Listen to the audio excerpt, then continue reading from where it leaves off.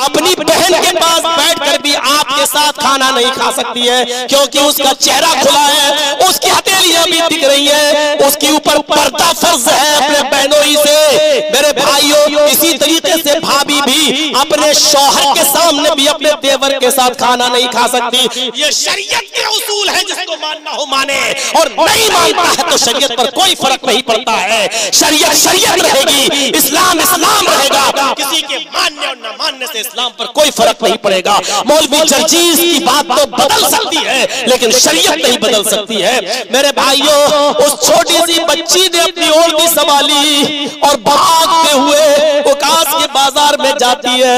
इस 4 साल की बच्ची का ओढ़नी अपने सर पे रखना गोया कि अपने नन्हे मुन्ने हाथों से आज की औरतें और आज की जवान लड़कियों के चेहरे पर थप्पड़ मारना है। जो टिकटॉक पर डांस कर रही है, जो वीडियो क्लिपें बना रही है, जो हरामकारी के साथ डांस करती हुई नजर आ रही है और लिपस्टिक लगा लगा कर अपनी वीडियो अपलोड कर रही है। ये हजरत फातिमा 4 साल की बच्ची का छोटा सा हाथ इनके गाल पर पड़ रहा है। इसकी तकलीफ का एहसास कयामत के दिन उसको होगा, अभी नहीं होगा। उस 4 साल की बच्ची ने भागते हुए उकास के मेले में, उकास के बाजार में जाती है और अपने बाप के हाथों से, अपने हाथों से अपने बाप का चेहरा साफ करती है। फिर अपनी ओढ़नी से अपना दामन, ओढ़नी से को अपने हाथों से फाड़ती है और अपने बाप के खून को साफ करती जाती है। ये 4 साल की बच्ची अपने बाप के खून को साफ कर रही है, तो कहती जाती है, ओ मक्के वालों, तुमने मेरे उस बाप को मारा। मक्के वालों, तुमने मेरे उस बाबा को मारा है जिसने आज तक अपनी पूरी जिंदगी में कभी झूठ नहीं बोला। ये 4 साल की बच्ची को कौन सिखला रहा है? आए लो मक्के वालों, तुमने मेरे उस बाप को मारा है जिसने जिंदगी में कभी झूठ नहीं बोला। मेरे मक्के वालों, उस बाप को तुमने मारा है और बेहोश किया है जिसने आज तक किसी की अमानत में खयानत नहीं की। आए मक्के वालों, तुमने मेरे उस बाप को मारा है जिसने आज तक किसी का दिल नहीं दुखाया। बेटी फातिमा जब रोती जा रही थी तो आंसू उसकी आंखों से गिरते जा रहे थे और 2-4 आंसू टपक कर मोहम्मद रसूलुल्लाह के गाल पर गिर गए। नबी आकरम की आंखें खुल गई। आपने अपनी बेटी फातिमा को अपने पास बैठा हुआ देखा तो अपनी लख्त जिगर को अपने सीने से चिपकाया और कहा, मक्के वालों, जो हमारी 4 साल की बच्ची के आंखों में आंसू लाए, वो कौम कैसे खुश रह सकती है? वो कौम कैसे खुश रह सकती है जिसकी वजह से मेरी छोटी सी बच्ची की आंखों में आंसू आ गए? जिसने फातिमा को सताया उसने मोहम्मद को सताया, जिसने फातिमा को रुलाया उसने मोहम्मद रसूलुल्लाह को रुलाया। मेरे भाइयों, इस 4 साल की बच्ची का ओढ़नी संभालना और अपने बाप की खिदमत करना, ये ताज्जुब की बात है मेरे भाइयों। और फिर उसी मौके पर आपने कहा, आए लोगों, ये पत्थर तुमने मुझे इसलिए मारा क्योंकि मैंने तुमसे ये कहा, एक अल्लाह की इबादत करो। एक अल्लाह की तरफ बुलाते हुए पत्थर खा रहे हैं। कुछ लोग आ गए तबलीग के लिए, आप उनके पास बैठ गए, समझाने लगे। इतने में हजरत ज़ैनब ने किसी को भेजा कि आपकी नवासी यानी मेरी बेटी बीमार है, आप आ जाइए। अल्लाह के नबी ने उस खबर लाने वाले से कहा, तुम जाओ। अभी कुछ लोग आए हुए हैं इधर उधर से, पहले मैं इनको समझा दूं, बाद में आऊंगा। अल्लाह ने बीमार किया, अल्लाह शिफा देगा तुम्हारी बेटी को, जाओ। ये चला गया कासिद। थोड़ी देर के बाद ज़ैनब ने उससे कहा, जाओ और मेरे बाप से कहना, तुम्हें अल्लाह का वास्ता, तुम्हारी बेटी ने अल्लाह की कसम दी है, जिस हाल में बैठे उसी हाल में चले जाओ। मेरी बेटी, उनकी नवासी की तबीयत ठीक नहीं है, जल्दी बुलाओ। कासिद आया और कासिद ने कहा, अल्लाह के रसूल, आपकी बेटी ने आपको अल्लाह का वास्ता दिया है। आप समझ गए कि मामला कुछ गंभीर है। आपने उन लोगों से मुआज़रत कि बैठो, मैं जा रहा हूँ, जरा बेटी ने अल्लाह का वास्ता दिया, देखे क्या बात है। तब आप ज़ैनब के घर जाते हैं, दस्तक देते हैं, दरवाजा खोला गया। कमरे में गांव की मोहल्ले की कुछ औरतें बैठी हैं और ज़ैनब की बेटी सांसें ले रही है, आखिरी सांसें। सारी औरतें रो रही हैं, ज़ैनब की आंखों में आंसू। ये मंजर देखकर मोहम्मद रसूलुल्लाह की आंखों में आंसू। ज़ैनब ने जब अल्लाह के नबी को, अपने बाप को देखा तो फौरन को बेटी उठाई और बढ़ा दिया। अब्बू यानी पकड़िए, आप तो अल्लाह के नबी हैं, दम कीजिए, दुआ कीजिए। मोहम्मद रसूलुल्लाह ने अपने दोनों हाथ फैला दिए और अपनी नवासी को ज़ैनब की गोद से अपनी गोद में ले लिया। अब मंजर देखिए, थोड़ी देर के लिए चाय पी रहे हो तो छोड़ दो, थोड़ी देर के लिए खड़े हो तो बैठ जाओ। जरा इस मंजर को देखिए, ऐसा लग रहा है जैसे वो मंजर हमारी आंखों के सामने। किस्मत देखिए, ज़ैनब ने ये बेटी इसलिए दी कि मेरे बाप नबी है, दुआ करेंगे सही हो जाएगी। लेकिन कुदरत को कुछ और मंजूर था। सांसें जिस बेटी की उखड़ रही हैं, जैसे वो अपने नाना की गोद में आती है उसकी रूह निकल जाती है, उसका इंतकाल हो गया। और जैसे ज़ैनब की नवासी का, अपनी नवासी ज़ैनब की बेटी का इंतकाल होता है, ज़ैनब धाड़े मार मार के रोती है। उस कमरे में जितनी औरतें थी, वो जितने लोग थे, सबकी आंखों में आंसू। लेकिन इस नाजुक मोड़ पर भी अगर अल्लाह से कोई रिश्ता मजबूत कर रहा है तो वो हस्ती है मोहम्मद रसूलुल्लाह की। और वो उस मौके पर दर्श दे रही है, इन्ना लिल्लाहि व इन्ना इलैहि राजिऊन, अल्लाहुम्मा अजिरनी फी मुसीबती वखलिफ ली खैरम मिनहा। कहां हैं आप और कहां है हमारी वो मां बहनें जो अपनी औलाद पर सीना चाक कर लेती हैं और बाल नोचने लगती हैं और खिलौने उठा उठा के कहती है मेरी बेटी अब कैसे खेलेगी, और जाहिलियत के नारे लगाती हैं। मोहम्मद रसूलुल्लाह सब्र की तलकीन कर रहे हैं, कह रहे हैं ज़ैनब मेरे हाथ में कुछ नहीं है, मैं तो अल्लाह का पैगंबर हूं। इन्ना लिल्लाहि, ये अमानत तो अल्लाह ने दी थी और हम सब अल्लाह ही की तरफ से आए हैं। व इन्ना इलैहि राजिऊन, और उसी की तरफ जाना है, उसी की तरफ पलटना है। अल्लाहुम्मा अजिरनी फी मुसीबती, अल्लाह इस मुसीबत में बेहतर बदला दे, अच्छा अजर दे।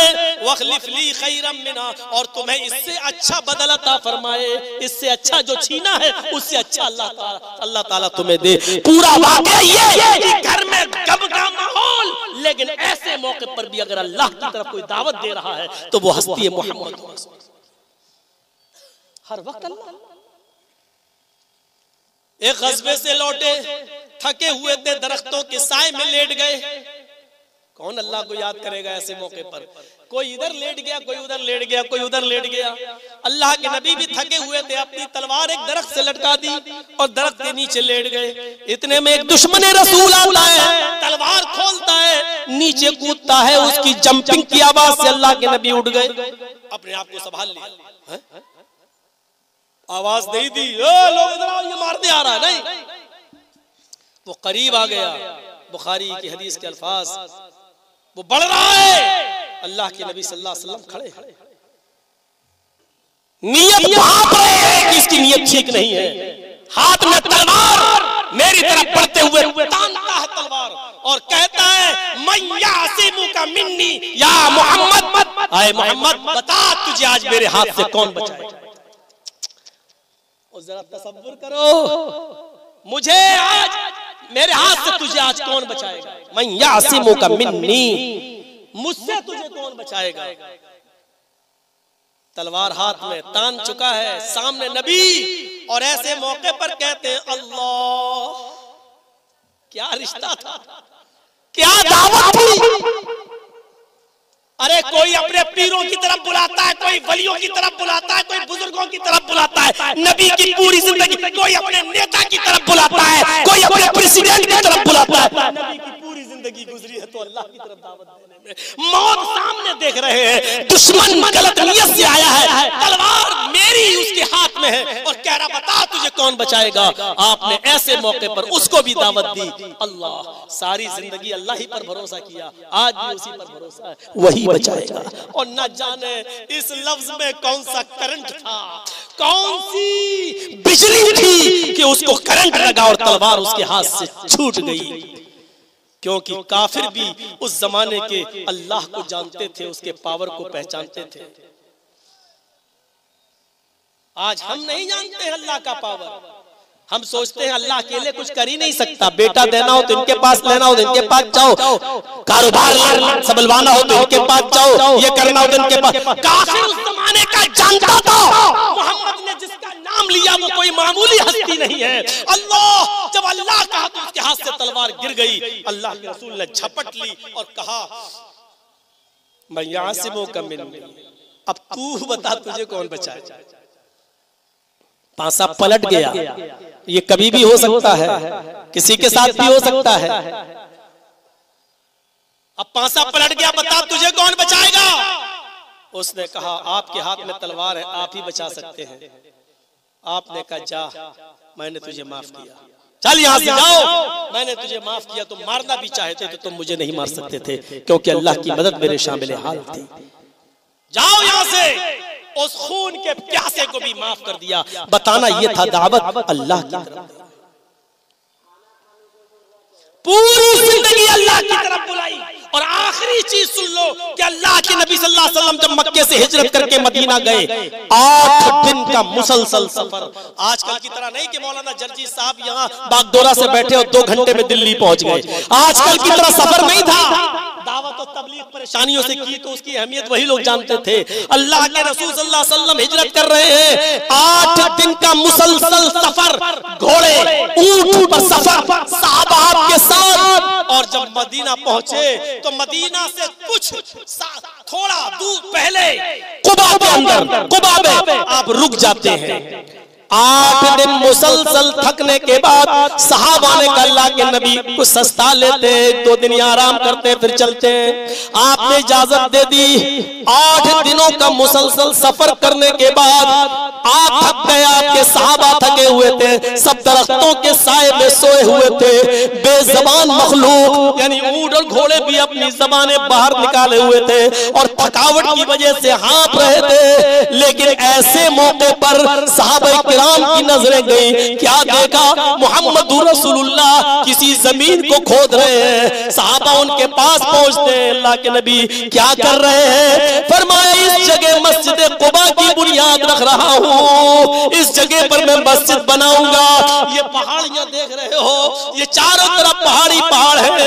यहाँ से अल्लाहु अकबर की सदा बुलंद होगी, जो बाद में जो क़यामत के दिन ये पहाड़ियां भी गवाही देंगी। मेरा बताने का मकसद यह है कि 8 दिन मुसलसल सफर करने के बाद जानवर थके हुए हैं, बेज़बान मखलूक जानवर जबान बाहर निकाले, सहाबा किराम लंबे लंबे पड़ गए लेटे हुए, सारी मखलूक थकी हुई है। 8 दिन का मुसलसल सफर है, सब थक चुके हैं। लेकिन ऐसे मौके पर मुहम्मद रसूलुल्लाह जमीन खोद रहे हैं और वहां मस्जिद कुबा की बुनियाद रख रहे हैं कि यहाँ से जो सदा निकलेगी अल्लाहु अकबर की, वो इन पहाड़ियों को पर गूंजेगी और ये पहाड़ियां कयामत के दिन अल्लाह की वहदानियत की गवाही देंगी कि इस जगह भी तेरे नबी मुहम्मद रसूलुल्लाह ने तुझे याद किया, तेरा नाम लिया।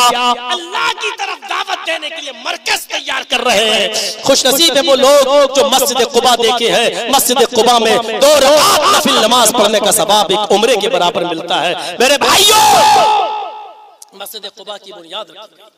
उसके बाद जब आप मदीने जाते तो आपको मालूम होगा मस्जिद नबी बनाई जाती है और मस्जिद नबी के अंदर बनाने के बाद कई महीने तक मस्जिद नबी में चिराग नहीं जला। मस्जिद नबी के अंदर चिराग नहीं जला इसलिए कि मदीने के लोगों के पास फाजिल तेल नहीं था, इतना तेल नहीं था कि अपना घर जलाकर थोड़ा तेल बचा सके और ईशा की नमाज में मस्जिद नबी में चिराग जला सके। मस्जिद नबी में मगरिब की नमाज अंधेरे में पढ़ी गई, ईशा की नमाज अंधेरे में पढ़ी गई, फजर की नमाज अंधेरे में पढ़ी गई। अल्लाह के रसूल को 5-6 महीने हो गए। 6 महीने के बाद आज फजर की नमाज पढ़ने के लिए मस्जिद नबी जा रहे हैं। क्या देखते हैं, एक चिराग जल रहा है। आपने नमाज पढ़ाई और नमाज पढ़ाने के बाद आपने पूछा ये चिराग किसने जलाया मस्जिद नबी के अंदर। आज इतने महीनों के बाद पहली मर्तबा ये चिराग जलता हुआ देख रहा हूँ। किसने रोशन किया ये चिराग? हजरत तमीम दारी उठते, अल्लाह के नबी मैंने मेरे पास कुछ तेल फाजिल था, मैं ले आया कि अंधेरे में न सहाबा दिखाई देते में न मेरे नबी का चेहरा दिखाई देता है, इसलिए मैं तेल लाया और चिराग जला दिया। अल्लाह के नबी सल्लल्लाहु अलैहि वसल्लम ने फजर के बाद जो दर्स दिया उस दर्स में आपने फरमाया, ऐ तमीम दारी, आज तुमने मस्जिद को रोशन नहीं किया, आज तुमने सिर्फ मस्जिद को खूबसूरत नहीं बनाया, आज इस मस्जिद में तुमने चिराग जलाया, कद नव्वरतल इस्लाम, आज तुमने इस्लाम को रोशन कर दिया, आज तुमने इस्लाम को जगमगा दिया, आज तुमने पूरा दीन जगमगा दिया। मेरे भाइयों, ऐसे माहौल में भी सहाबा ने नमाजें नहीं छोड़ी, अंधेरे में भी नमाजें पढ़ी, चिराग नहीं था फिर भी नमाजें पढ़ी, अंधेरों में मस्जिदों में गए नमाजें पढ़ी। मेरे भाइयों, इस्लाम ऐसे ही हमें और आपको नहीं मिल गया। यहाँ पर देखिए, आप गौर करो कि पूरी जिंदगी जिसने इस्लाम को रोशन किया और इस्लाम का नाम लिया, वो नबी आज बीमार हो गया है। आज फजर के बाद और ज़ोहर के दरमियान, फजर और ज़ोहर के बीच में वो शख्स अल्लाह को प्यारा हो जाएगा। आज उसके पास आखिरी दिन है। हजरत फातिमा को रोते हुए देखा तो फरमाया, बेटी आज के बाद तेरा बाप कभी इतना तकलीफ नहीं बर्दाश्त करेगा। समझ गई कि मेरे बाप का आखिरी दिन है। फिर और रोने लगी तो आपने उनको पकड़ा और उनके कान में कहा, आए फातिमा, अभी जिब्रील ने मुझसे कहा कि फातिमा से कह दो कि अल्लाह ताला ने फातिमा तो सय्यदतु निसाई अहलिल जन्नह, फातिमा को जन्नत की तमाम औरतों का सरदार बना दिया, तमाम औरतों का सरदार बना दिया, फातिमा को जन्नत की तमाम औरतों का सरदार बना दिया।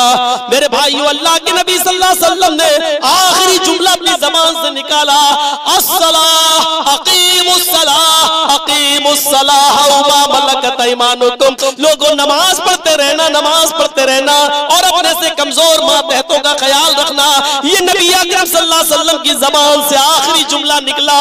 और उसके बाद आप खामोश हो गए, होंठ हिलने लगे। फिर अल्लाह के नबी सल्लल्लाहु अलैहि वसल्लम ने जरा जोर से आखिरी जुमला अदा किया, अल्लाहुम्मा बिर्रफीक़िल आला, अल्लाहुम्मा बिर्रफीक़िल आला, अल्लाहुम्मा बिर्रफीक़िल आला। नेक लोगों में, नेक लोगों में, आय अल्लाह अपने नेक बुजुर्ग बंदों में मेरा भी शुमार कर ले, अल्लाहुम्मा बिर्रफीक़िल आला। मैं बताना ये चाहता हूँ, आपने तबलीग की शुरुआत गारे हिरा से की, इक़रा बिस्मि रब्बिकल लज़ी खलक़, ये रब के नाम से आपने अपनी जिंदगी की शुरुआत की। और जिंदगी जब आपकी खत्म हो रही है तो अल्लाह ही के नाम पर खत्म हो रही है, अल्लाहुम्मा बिर्रफीक़िल आला। यानी शुरू से लेके आखिर तक जिसने पूरी जिंदगी नाम अल्लाह का लिया हो, अल्लाह की दावत दी हो, हमें वो नबी मिला है। मेरे भाइयों, अल्लाह के नबी के इंतकाल के बाद जब रात हो गई, कुछ लोग चेहरा देखना चाहते थे, जो दूर से आए उनको चेहरा देखना नसीब नहीं हो रहा था। नबी को कैसे देखे, अंधेरा है। हजरत आयशा से कहा, आयशा घर में कुछ तो चिराग तो जलाओ कि मैं अपने नबी का चेहरा देख सकूं। हजरत आयशा रोकर कहती हुई कि तुम्हें इंसल्ट करने के लिए मोहम्मद का घराना ही मिला था, जलील करने के लिए तुम्हें मोहम्मद के घर पर ही तुम्हारी नजर पड़ी थी। तुम्हें मालूम नहीं, तुम्हारे सरदार ने, नबी ने हमारे घर में इतना तेल भी तो नहीं छोड़ा है कि मैं चिराग जलाकर तुम्हें जनाबी मोहम्मद रसूलुल्लाह का चेहरा दिखा सकूं। पड़ोस से तेल उधार लिया गया, तब चिराग जलाया गया और तब नबी का चेहरा दिखाया गया। जब दफना दिया गया अल्लाह के रसूल को, हजरत फातिमा ने ये दर्दनाक मरसिया पढ़ा, वाकर बाबा मन अजाब रब्बंदा, वाकर बाबा मन जन्नतुल फिरदौसी मअवा, वाकर बाबा इला जिब्रील नना। इन जुमलों ने हिला कर रख दिया। आए मेरे अब्बू, मन अजाब रब्बंदा, आपको आपके रब ने अपने पास बुलाया और आप सबको छोड़ के चले गए। ये भी नहीं सोचा कि आपके दीवानों पर क्या गुजरेगी। आपको आपके रब ने बुलाया और आप चले गए। वाकर बाबा मन जन्नतुल फिरदौसी माबा। आए अब्बू, आपका ठिकाना तो जन्नतुल फिरदौस है, आप तो जन्नतुल फिरदौस में चले गए। वाकर बाबा इला जिब्रील नना। आए अब्बू, अब मैं जिब्रील से कहूंगी कि अब वही न लाए, अब मैं जिब्रील से कहूंगी कि कुरान की आयतें लेकर ना आए। अब जिब्रील किसके ऊपर कुरान लाएगा, साहिब कुरान नहीं रहा। आए अब्बू, अब मैं जिब्रील से कहूंगी कि कुरान न लाना, इसलिए कि साहिब कुरान इस दुनिया में जिंदा न रहा। मेरे भाइयों, इन जुमलों ने झंझोड़ के फेंक दिया था। हमें और आपको सोचना चाहिए कि उस नबी की दावत क्या थी, तबलीग क्या थी, और उसके नक्शे कदम पे हमें और आपको चलने की जरूरत है। रो पीट कर मैंने 2 घंटे का टाइम आपके सामने पूरा कर दिया, इस उम्मीद के साथ आपके जिस मकसद के तहत ये जलसा रखा गया, आप बढ़ चढ़ के उसमें हिस्सा लेंगे। आज मेरा आखिरी प्रोग्राम था, अब मैं निकल रहा हूं अपने घर की तरफ और फिर यूपी और हरियाणा और उस साइड में दूसरे प्रोग्राम करके फिर 21 तारीख से फिर मेरे प्रोग्राम शुरू है। 21 तारीख को सिकटिया, 22, 23, 24 को हमें याद नहीं कहां है, और 25 को घसिया घाट आपके कटियार में फिर यहाँ का प्रोग्राम का दौर है। फिर इंशाअल्लाह कभी मुलाकात होगी। हमारे लिए भी दुआ कीजिए। इस वक्त हम भी दुश्मनों के नरगे में हैं, हमारे ऊपर भी कुछ लोग हर वक्त शोशे ढूंढते रहते हैं और बहुत कुछ कोशिश कर रहे हैं फिर किसी दूसरे केस में डालने की। तो दुआ करिए हमारे लिए, अल्लाह हमें भी हासिदों के हसद से बचाए, दुश्मनों की दुश्मनी से बचाए, और अल्लाह आपकी भी हिफाजत फरमाए।